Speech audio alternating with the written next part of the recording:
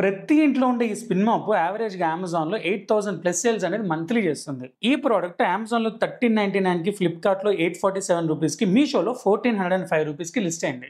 ఇదే ప్రొడక్ట్ మనకి ఇండియా మార్ట్‌లో 350 రూపీస్‌కి దొరుకుతుంది.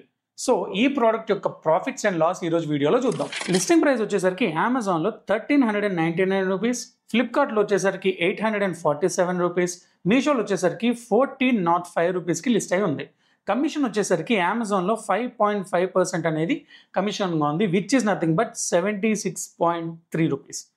నెక్స్ట్ వచ్చేసరికి ఫ్లిప్‌కార్ట్‌లో వచ్చేసరికి 46.5 పైసా, మీషోలో వచ్చేసరికి కమిషన్ అనేది ఏం ఛార్జ్ చేయదు. నెక్స్ట్ వచ్చేసరికి క్లోజింగ్ ఫీజ్ వచ్చేసరికి 64 rupees on Amazon, 69 rupees on Flipkart, మీషోలో వచ్చేసరికి 0 రూపీస్. షిప్పింగ్ ఫీజ్ వచ్చేసరికి అమెజాన్‌లో 65 రూపీస్, ఫ్లిప్‌కార్ట్‌లో 70 రూపీస్, మీషోలో 0 రూపీస్ అనేది ఛార్జ్ చేస్తుంది. టోటల్ ఫీజు వచ్చేసరికి అమెజాన్‌లో 205.8 పైసా, ఫ్లిప్‌కార్ట్‌లో వచ్చేసరికి 135.5 పైసా, మీషోలో వచ్చేసరికి 0. జిఎస్టీ వచ్చేసరికి 37.07 పైసా on Amazon, 24.40 on Flipkart, 14 rupees on Meesho. ఎందుకనంటే మీషో షిప్పింగ్ ఛార్జెస్ అనేది వాళ్ళ కస్టమర్ నుంచి 18 రూపీస్ ఛార్జ్ చేస్తుంది. 18% of 80 rupees is 14 rupees.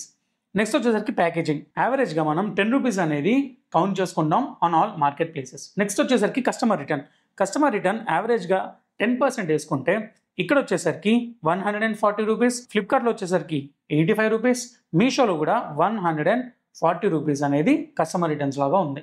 Next వచ్చేసరికి product cost which is common 350 rupees.